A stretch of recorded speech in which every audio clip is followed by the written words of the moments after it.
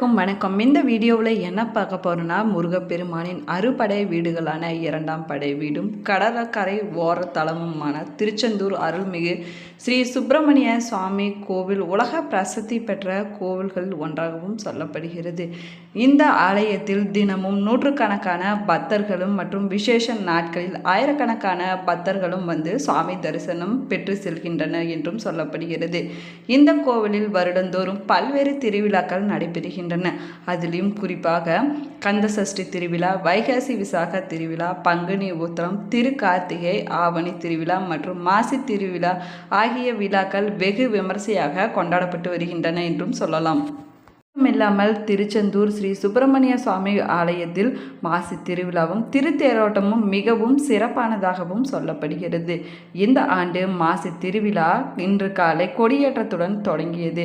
இதனை முன்னிட்டு அதிகாலை 1 மணிக்கு கோவில் நடை திறக்கப்பட்டு 1:30 மணிக்கு விஸ்வரூப தீபாராதனையும் 2 மணிக்கு உதய மார்த்தாண்ட அபிஷேகமும் நடைபெற்றது.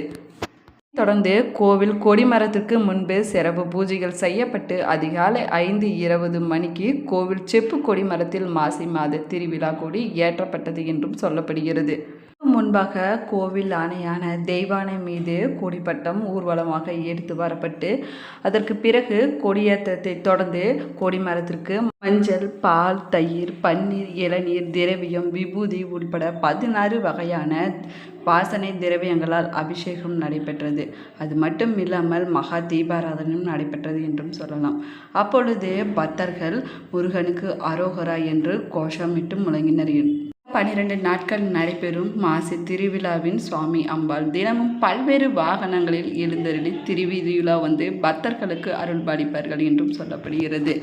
இதேபோல சுவாமி சண்முகர் தங்க சப்பாரத்தில் சிவப்பு சாத்தி திருக்கோலத்தில் எழுந்தருளும் நிகழ்ச்சியும் நடைபெற்றது என்றும் சொல்லலாம். இதேபோல சாமி சண்முகர் வெள்ளை சப்பாரத்தில் வெள்ளை சாத்தி திருக்கோலத்திலும் எழுந்தறினார் என்றும் சொல்லப்படுகிறது. போல மேல் பச்சை நிறை கடைசல் சப்பாரத்தில் பச்சை சாத்தி திருக்கோலத்திலும் எழுந்தருளி திருவீதி உலா வந்து பக்தர்களுக்கு காட்சி அளித்தார் என்றும் சொல்லப்படுகிறது.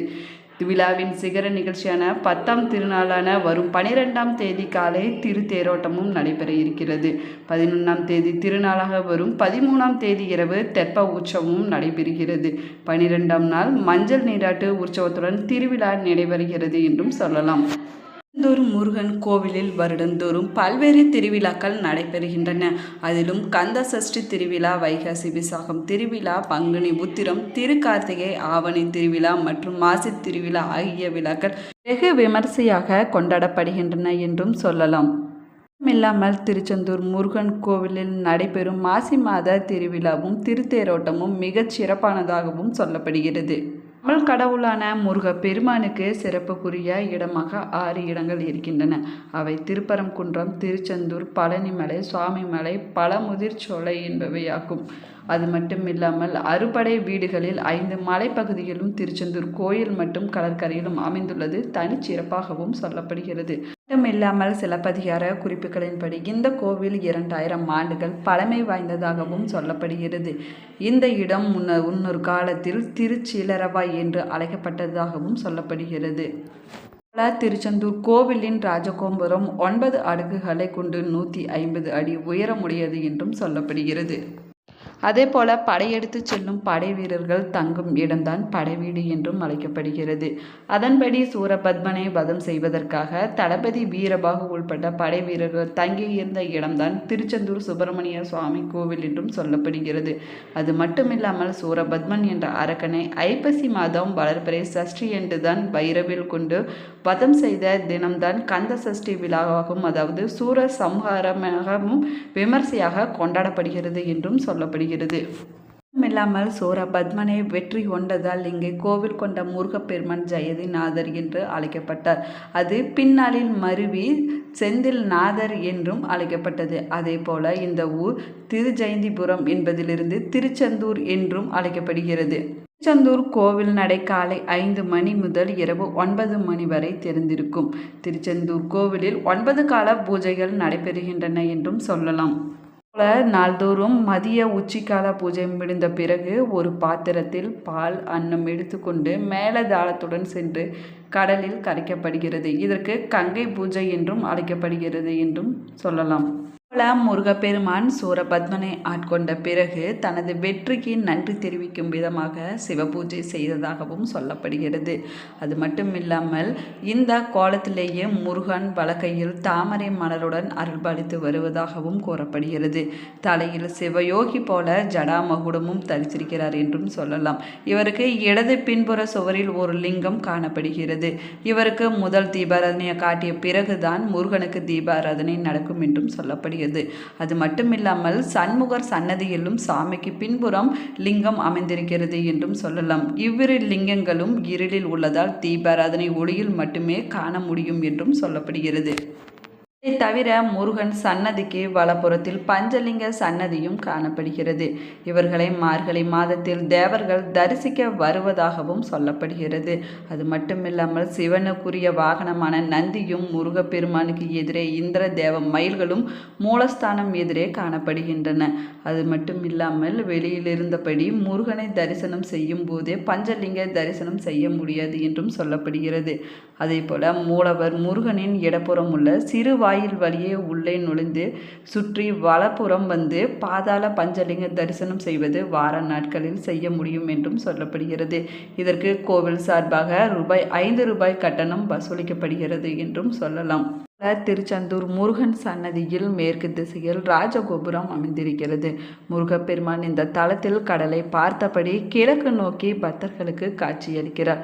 அது மட்டும் இல்லாமல் பிரதான கோபுரம் சாமிக்கு எதிரே, அதாவது கிழக்கு திசையில் தான் அமைந்திருக்க வேண்டும். ஆனால் அந்த பகுதியில் கடல் இருப்பதால் மேற்கு கோபுரமாக கட்டப்பட்டுள்ளது என்றும் சொல்லப்படுகிறது. அது மட்டுமில்லாமல் முருகன் மூலஸ்தானத்தில் பீடத்தை விட கோபுர வாசல் உயரமாக இருப்பதால் எப்பொழுதுமே அடைக்கப்பட்டே காணப்படுகிறது. போல கந்த சஷ்டி விழாவில் முருகன் திருக்கல்யாணத்தின் போது நள்ளிரவில் ஒரு நாள் மட்டுமே இந்த வாசல் திறக்கப்படும் என்றும் சொல்லப்படுகிறது. அந்த வேளையில் பக்தர்கள் உள்ளே செல்வதற்கு அனுமதி இல்லை என்றும் கூறப்படுகிறது. மட்டுமில்லாமல் சிவத்தலத்திற்குரிய அனைத்து மூர்த்தங்களும் இந்த கோவிலில் அமைந்திருக்கின்றன. அதே போல கருவறைக்குள் முருகன் பூஜித்த சிவலிங்கமும் அதன் பின்புறத்தில் பஞ்சலிங்கமும் இருக்கிறது சொல்லலாம். அது மட்டுமில்லாமல் பங்குனி உத்திரம், திருக்கார்த்திகை, வைகாசி விசாகம், கந்த சஷ்டி முருக தலங்களில் கந்த சஷ்டி விழா 6 நாட்கள் வெகு விமர்சையாக நடைபெறுகின்றன. அது மட்டுமில்லாமல் சில தலங்களில் சஷ்டிக்கு மறுநாள் முருகன் திருக்கல்யாணத்துடன் சேர்த்து 7 நாட்களும் நடைபெறுகின்றன. ஆனால் திருச்செந்தூர் கந்த சஷ்டி முதல் 6 நாட்கள் சஷ்டி விரதம், சூரசம்ஹாரம், 7ஆம் நாளில் முருகன் தெய்வானை திருக்கல்யாணம் ஆகியவை நடைபெறுகின்றன.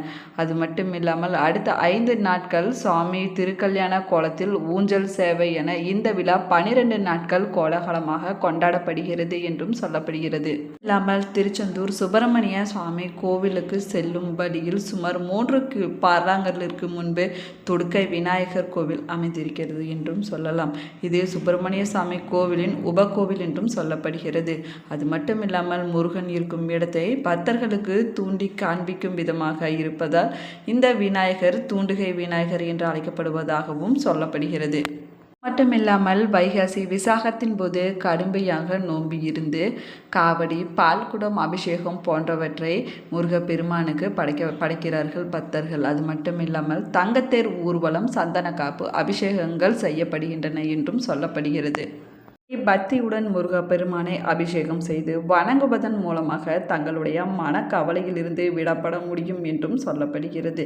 கந்த சஷ்டி விரதம் இருந்தால் திருமணம் ஆகாதவர்களுக்கு திருமண பாக்கியம் மற்றும் குழந்தை இல்லாதவர்களுக்கு அருள்மிகு சுப்பிரமணிய சுவாமியின் அருளால் குழந்தை பேறு கிடைக்கும் என்றும் சொல்லப்படுகிறது.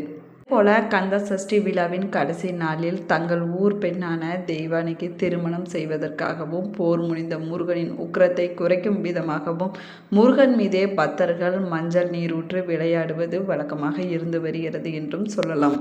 மட்டுமில்லாமல் திருச்செந்தூரில் கந்த சஷ்டி விழா வெகு விமர்சையாக கொண்டாடப்படுவதற்கு மற்றொரு காரணமும் இருக்கிறது. அது என்னவென்றால் சில முனிவர்கள் உலக நலனை காக்க ஒரு புத்திரன் வேண்டும் என்று சொல்லி மாத அமாவாசை என்று தொடங்கி 6 நாட்கள் யாகம் செய்திருக்கிறார்கள் என்றும் சொல்லப்படுகிறது. யாகத்தின் பலனாக முருகப்பெருமான் கிடைத்ததாகவும் சொல்லப்படுகிறது.